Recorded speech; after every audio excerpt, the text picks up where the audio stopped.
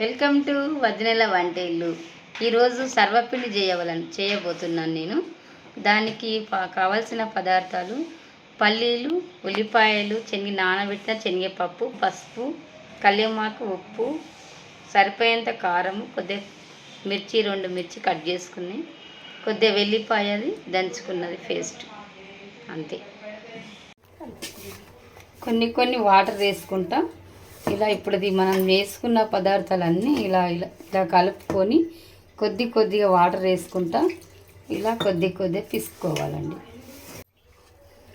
ఇక ఇప్పటిదాకా ఇందాక మనం అన్నీ కలుపుకున్నాం కదా, ఇలా ముద్దలాగా వేసుకొని ఒక దాంట్లో ఆయిల్ వేసుకొని కొద్దిగంత ఇలా మొత్తం ఇలా ఒత్తేసుకోవాలి.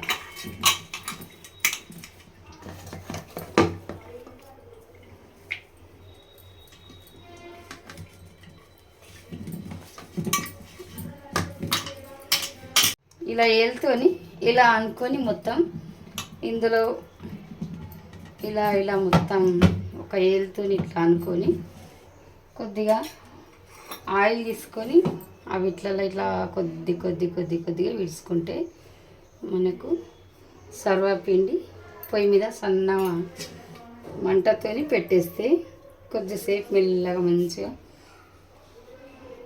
మంచిగా పెట్టేసుకొని సన్న మంట మీద 5 నిమిషాల తర్వాత ఇలా మర్రేసుకోవాలి. మర్రేసుకుంటే మంచిగా మనకు అలా గోల్డ్ కలర్ అనిపిస్తుంటుంది. తింటుంటే కూడా స్నాక్స్ లాగా సాయంత్రం పిల్లలకు మనం పెద్దోళ్ళమైన తింటుంటే బాగా కనిపిస్తుంది, బాగుంటుంది రుచి. సర్వపిండి రెడీ. ఇలా ప్లేట్లు వేసుకుంటే 2 దిక్కులు కాలితే ఇలా బాగుంటుంది. కొద్దిగా ఇరుసుకొని కూడా ఇలా తింటుంటే సూపర్ ఉంటుంది.